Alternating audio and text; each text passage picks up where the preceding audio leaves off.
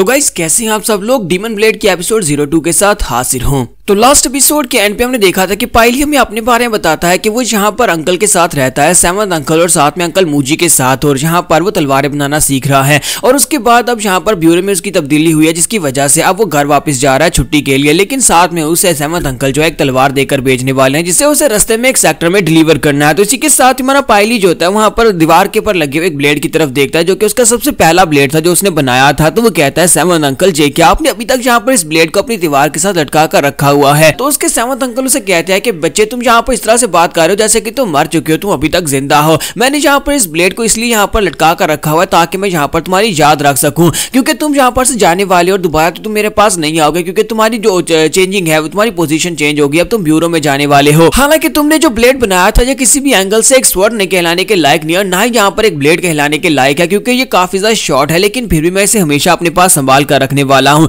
ताकि यहाँ पर मुझे याद रहे कि मेरे पास एक डिसाइपल था जो तुम्हारे जैसा बहुत ज्यादा अच्छा था। सेवंथ अंकल उसे कहते हैं कि मैं काफी ज्यादा बुढ़ा हो चुका हूँ, जब भी कभी तुम्हें टाइम मिले तो अपने इस बुढ़े अंकल से मिलने के लिए जरूर आ जाना। तो पाइली हमें यहाँ पर अपने सेवंथ अंकल के बारे में बताता है कि सेवंथ अंकल एक बहुत ही अच्छे तलवारबाज भी हैं और साथ ही उन्होंने तलवारें बनाना भी सीखी हैं और बहुत ही अच्छी वो तलवारें बनाते हैं। यहाँ तक कि पूरे सिलौते सिटी में सभी सेक्टर्स के लीडर जो है उसी की बनाई हुई तलवारें यूज करते हैं। लेकिन सभी लोग यहाँ पर इस एरिया में आने से डरते हैं, क्योंकि उन्हें लगता है कि सेवंथ अंकल जो है वो बहुत ज्यादा खतरनाक है, स्पेशली अंकल मूजी की वजह से, क्योंकि अंकल मूजी की हालत ऐसी है कि उसे देखकर बच्चे डर जाते हैं। और ऊपर से अंकल सेवंथ के चेहरे के ऊपर एक बड़ा सा स्कार और साथ ही उनका एक बाजू भी नहीं है। तो इसी के साथ ही अंकल सेवंथ उसे कहते हैं कि मुझे लगता है कि तुम्हें जाकर अंकल मूजी से बात करनी चाहिए। लेटली वो कुछ खा पी भी नहीं रहे, वो हमेशा चुपचाप बैठे रहते हैं, सिर्फ और सिर्फ तुम्हारे साथ वो वुड कटिंग गेम खेलते हैं, इसके अलावा वो कुछ भी नहीं करते। मुझे लगता है कि तुम्हें उनसे मिलकर जाना चाहिए। तो वो कहता है हाँ क्यों नहीं, और इसी के साथ ही वो जाता है जाकर उनके साथ वुड कटिंग गेम खेलता है। तो अंकल मूजी उसके सामने बैठे होते हैं बिल्कुल एक जिंदा लाश की तरह, उनके हाथ में भी वेपन होता है, जबकि हमारे पाइली के हाथ में भी वेपन होता है, और दोनों वहां पर सामने एक लकड़ी का टुकड़ा रखकर उसके ऊपर अटैक कर रहे होते हैं। तो गेम ये होती है कि कौन जहां पर लकड़ी पहले काटेगा, दोनों एक बार अटैक करते हैं। तो अंकल मूजी वहां पर अपनी तलवार उठाते हैं। तो हमारा पाइली कहता है अंकल मूजी पहले से भी ज्यादा स्किनी हो गए, यानी कि बहुत ज्यादा कमजोर हो गए हैं। मैं जहां पर नहीं हूंगा तो अंकल मूजी का ख्याल कौन रखेगा, पहले तो मैं जहां पर इनको खाना भी खिलाता रहा हूं। तो उसी के साथ अंकल मूजी वहां पर अटैक करते हैं। तो हमारा पाइली खुश होकर उनसे कहता है अंकल मूजी देखो तो जरा, आप तो यहाँ पर कितनी पावरफुल अटैक कर रहे हैं, आपने तो यहाँ पर इस लड़की को तकरीबन काट ही दिया है। जबकि सेवंथ अंकल उसे कहता है कि तुम्हारे अंकल मूजी जो है ये तो खाना भी नहीं खाते, मैं बड़ी मुश्किल के साथ इन्हें यहाँ पर खिला पाता हूँ, मुझे कितना टाइम लग जाता है इन्हें खाना खिलाने में। मुझे लगता है कि आने वाले दिन जो है और भी ज्यादा बुरे होने वाले हैं। तो दूसरी तरफ से हमारा पाइली जो होता है अब उसकी बारी होती है वुड कटिंग की। तो वो सोच रहा था कि मुझे यहाँ पर अंकल मूजी को जिताना होगा ताकि वो खुश हो जाए, और इसी के साथ ही वो बहुत ही हल्का सा कट लगाता है, क्योंकि उसकी स्ट्रेंथ ज्यादा होती है और वो बड़ी आसानी से लकड़ी को काट सकता था। लेकिन वो जानबूझकर वहां पर हल्का सा कट लगाता है, जिसकी वजह से वहां पर लकड़ी नहीं कटती, और इसी के साथ अंकल मूजी जो होते हैं वहां पर अपना ब्लेड घुमाकर उस लकड़ी के टुकड़ों को काट देते हैं। और हमारा पाइली जो होता है खुश होकर उनसे कहता है कि अंकल मूची देखो आपने क्या किया, आप यहाँ पर जीत गए, आप ये राउंड जीत गए। सेवंथ अंकल उसे कहता है कि पाइली अगर तुमने यहाँ पर जानबूझकर अपने हाथ को नहीं रोका और इस लकड़ी को नहीं काटा तो मुझे लगता है कि ब्यूरो में जाने का तुम्हें कोई फायदा नहीं हुआ, वहां पर तुम्हारी इंप्रूवमेंट ज्यादा बेहतर नहीं है। फिर साथ ही उसे कहता है कि लिल पाई मेरे साथ आओ, मैं यहाँ पर तुम्हें कुछ दिखाना चाहता हूँ। मैंने एक बहुत ही स्पेशल स्वर्ड बनाई है और तुम्हारे सेकंड जनरल ने मुझे यहाँ पर ऑर्डर्स दिए थे कि इस स्वर्ड को कहाँ पर डिलीवर करना है। तो हमारा पाइली जो होता है आगे बढ़ता है और कहता है अंकल ये स्वर्ड तो बहुत ज्यादा प्यारी है, क्या आप इसने स्वर्ड का कोई नाम भी है। तो अंकल उसे बताते हैं कि हाँ मैंने इस स्वर्ड का एक नाम रखा है, पहले जरा इस स्वर्ड को निकाल कर देखो। तो हमारा पाइली जो होता है स्वर्ड को निकालता और कहता है कि ये तो काफी ज्यादा हैवी है, लेकिन इसके साथ ही ये काफी ज्यादा चौड़ी नहीं है, यानी कि काफी ज्यादा बारीक है, और ऊपर से इसका डिजाइन काफी ज्यादा एलिगेंट है। क्या ये किसी लड़की के जो इस्तेमाल करने के लिए बनाई गई है। तो अंकल उसे कहते हैं कि हाँ तुमने बिल्कुल ठीक समझा, ये एक लड़की के इस्तेमाल करने के लिए बनाई गई है, काफी ज्यादा सॉलिड और साथ में काफी ज्यादा तेज भी है। स्वर्ड को मैंने कुनवू का नाम दिया है, इस स्वर्ड का नाम कुनवू है और तुम्हें यहाँ पर जाकर इसको डिलीवर करना होगा। अंकल उसे कहते हैं कि तुम्हें सेकंड जनरल ने यहाँ पर बताया होगा कि इस तलवार को कहाँ पर जाकर डिलीवर करना है, तुम्हें मून वाटर पवेलियन में जाना होगा। मून वाटर पवेलियन में जाने के बाद वहां पर उनकी जो सेकंड यंग मिस होगी उसको जाकर ये तलवार देकर आनी है। लेकिन वहां पर जाने के बाद एक बात का ध्यान रखना कि मून वाटर पवेलियन जो है वो सिर्फ और सिर्फ लड़कियों के लिए ही सेक्टर है, वहां पर सारी की सारी लड़कियां हैं, और वहां पर जाने के बाद ज्यादा ट्रबल काज मत करना, और वहां पर ताकि क्योंकि लड़कियां वहां पर तुम्हारे साथ कुछ बुरा व्यवहार ना करें। वैसे भी तुम्हें मेन हॉल की तरफ तो जाने भी नहीं देंगे, तुम तो सिर्फ और सिर्फ आउटरी हॉल में रह जाओगे जहाँ पर रिसेप्शनिस्ट तुम्हारे पास ये तलवार ले लेंगे। मैंने उनकी पैट्रियाज के बारे में सुना है कि बहुत ज्यादा गुस्से वाली औरत है, उससे जरा बचकर रहना।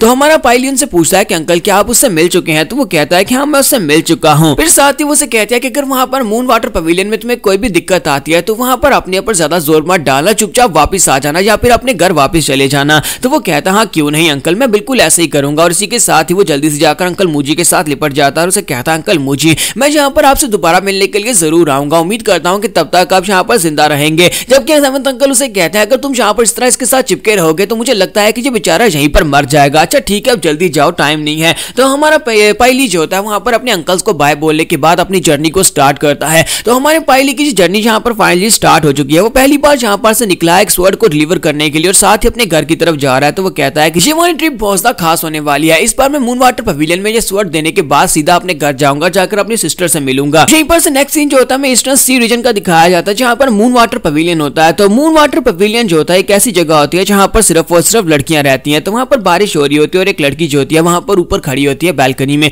और ऊपर से सब कुछ देख रही होती है और बारिश को एंजॉय कर रही होती है।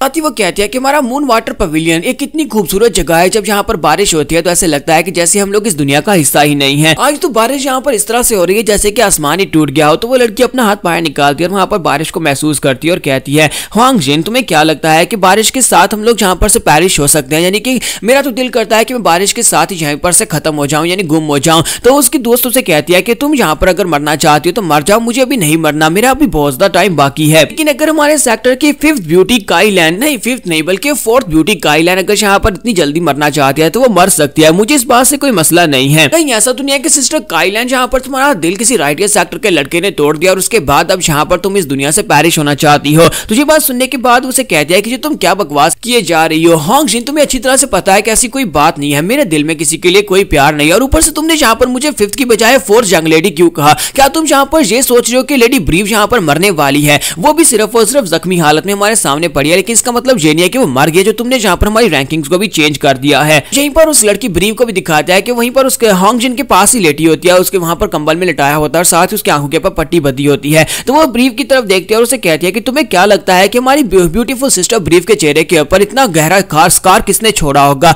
ऐसा कौन कमीना हो सकता है जो कि हमारी सिस्टर के साथ ये सब कुछ कर सकता है? तो उसकी दोस्त काई जैन उसे कहती है कि मुझे क्या पता यहाँ पर ये सब कुछ कौन कर सकता है? तो वो उसे कहती है कि मुझे पता है ये कौन कर सकता है, तुम्हें अच्छी तरह से पता है कि हम लोग इसे फॉलो करते हुए इसके पीछे गए थे। लेडी ब्रीव हमारे सेक्टर से अकेली बाहर निकल गई थी, हमें इसके ऊपर शक था कि शायद ये किसी से मिलने के लिए जा रही है, तो इसी वजह से हम लोगों ने पीछा किया था। हम दोनों इसके पीछे पीछे गए, लेकिन जैसे वो गली के कॉर्नर से मुड़ी उसी वक्त हम दोनों की आंखों के सामने एक अजीब सी फॉग छा गई, जिसकी वजह से हमारी नजर जो थी बहुत ज्यादा धुंधली हो गई। और उसके बाद जैसे वहां पर से फॉग हटी और हमने आगे जाकर देखा तो हमें लेडी ब्रीव के चिल्लाने की आवाज आई। लेडी ब्रीव बहुत ही बुरी तरह से जख्मी थी, इसके चेहरे के ऊपर स्कार था, इसकी आंखें जख्मी हो चुकी थी और साथ ही ये वहीं पर बेहोश पड़ी थी और हम लोग वहां पर से उसे उठाकर वापस ले आए। तुम्हें क्या लगता है कि वहां पर इतने कुछ सेकंड्स के अंदर इसके साथ कौन क्या कर सकता है? तुम्हें क्या लगता है कि वहां पर कोई लड़का था जिसने इसके साथ ये सब कुछ किया है? जबकि काईलैंड उसे कहते हैं कि मैंने सुना है कि बाकी के सभी सेक्टर्स में इस तरह के बुरे काम हो रहे हैं, मैंने सुना है कि वहां पर भी कुछ इस तरह के हादसे हो रहे हैं, ये हादसा सिर्फ और सिर्फ लेडी ब्रीव के साथ नहीं हुआ। तो ह्वांग जिन उसे कहती है कि मैं तो बस यही उम्मीद करती हूँ कि लेडी ब्रीव यहाँ पर जल्दी से होश में आ जाए, होश में आने के बाद हमें खुद ही यहाँ पर बता दे कि आखिर वहां पर उस दिन हुआ क्या था और किसने यहाँ पर इसे बुरी तरह जख्मी किया है।